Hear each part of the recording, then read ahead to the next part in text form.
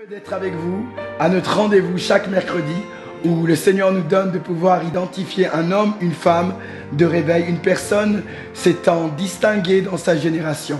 Que le Seigneur vous bénisse. Si la valeur des hommes peut être mesurée par l'œuvre qu'ils ont accomplie, John Wesley ne saurait être considéré autrement que comme la plus grande figure qui est parue dans l'histoire religieuse depuis les jours de la Réformation. N'est-ce pas là un tison arraché du feu ? Ce fut le passage du prophète Zacharie, illustrant une photo de John Wesley quelques années après le feu qui ravageait sa maison et celle de sa famille. Une nuit, le ciel était illuminé par le reflet sombre des flammes qui dévoraient avec voracité la maison du pasteur Samuel Wesley. Ses parents, frères et sœurs purent s'enfuir, mais le petit John, alors âgé de 5 ans, resta prisonnier des flammes. Ne voyant pas d'issue, tous s'agenouillèrent dans le jardin pour supplier Dieu de porter son regard sur la vie de cet enfant.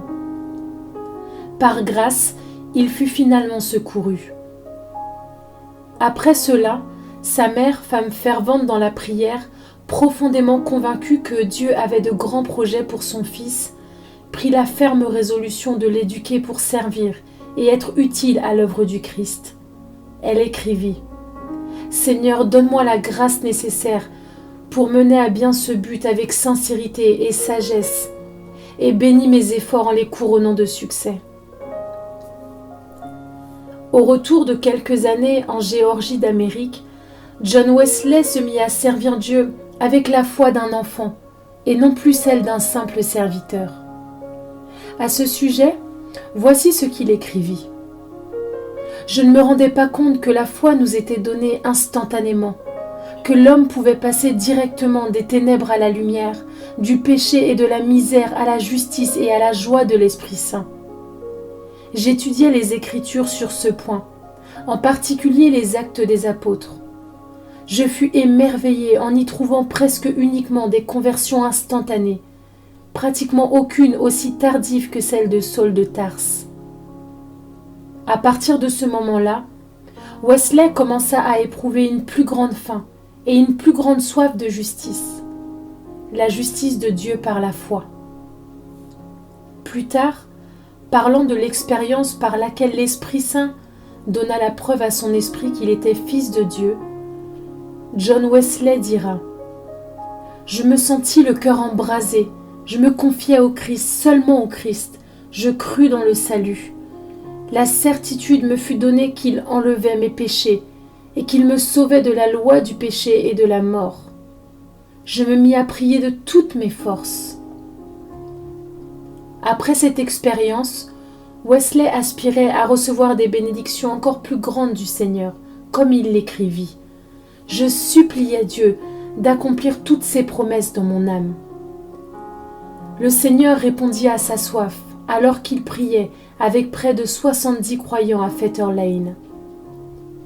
Il était près de 3 heures du matin, et nous persévérions dans nos prières lorsque la puissance de Dieu se manifesta de telle façon que nous nous sommes exclamés, sous l'effet d'une grande joie, et nombre de ceux qui étaient là tombèrent sur le sol. Puis, une fois atténuée la peur et la surprise que nous ressentions en présence de Sa Majesté, nous nous sommes exclamés d'une seule voix : « Nous te louons, ô Dieu, nous t'acceptons comme notre Seigneur. » Cette onction du Saint-Esprit élargit considérablement les horizons spirituels de Wesley.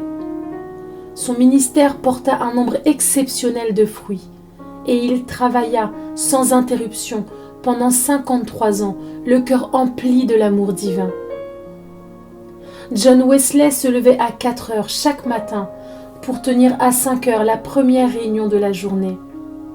Après quoi, Wesley enfourchait son cheval. Il avait minutieusement préparé son voyage. Ni le vent, ni la pluie, ni la chaleur accablante ne l'arrêtaient. Il apportait la parole dans les églises, sur les parvis, mais aussi dans les halls du marché, dans une grange, sous un gros arbre, sur la plage ou dans un pré. Quoi qu'il en fût, 1 ou 2 fois dans la journée, il adressera un appel aux gens du village, à l'improviste, montés sur une chaise ou sur une grosse pierre dans la rue principale, Puisque les gens ne venaient pas dans les temples, il irait les chercher dans les rues ou à la sortie de leur travail. C'était sans compter sur la persécution. À maintes reprises, John Wesley fut lapidé et traîné comme mort dans la rue. Ce petit homme qui parcourait 7000 km par an trouvait cependant du temps à consacrer à la vie littéraire. On dit qu'il écrivit en tout plus de 230 livres. On calculera, après sa mort, qu'il aura parcouru 360 000 km, soit 9 fois le tour de la Terre, qu'il aura prononcé ou écrit 40 000 sermons et qu'il aura prêché 50 000 fois. La joie qu'il ressentait à prêcher en plein air ne diminua pas avec la vieillesse. Cet homme au physique chétif disait de lui-même « Jusqu'à mes 86 ans et même après, je n'ai jamais ressenti la moindre indisposition propre à la vieillesse. Mes yeux ne se sont jamais voilés et je n'ai jamais perdu ma vigueur. » À 70 ans, il prêchait devant un auditoire de 30 000 personnes en plein air et était entendu de tous. Un proche écrivit à son propos.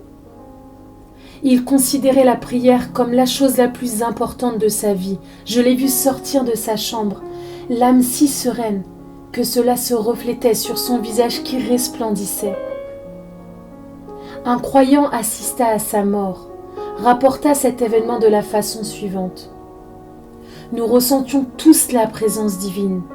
Il n'y a pas de mots pour décrire ce que nous vîmes sur son visage. Et plus nous le contemplions, plus nous voyions refléter sur son visage un ciel indescriptible. Par la vente de ses livres, il gagna une fortune qu'il utilisa pour la cause de Christ. À sa mort, il laissa au monde 2 cuillères, une théière d'argent, un vieux manteau, et des dizaines de milliers d'âmes sauvées en une époque de décadence spirituelle dramatique.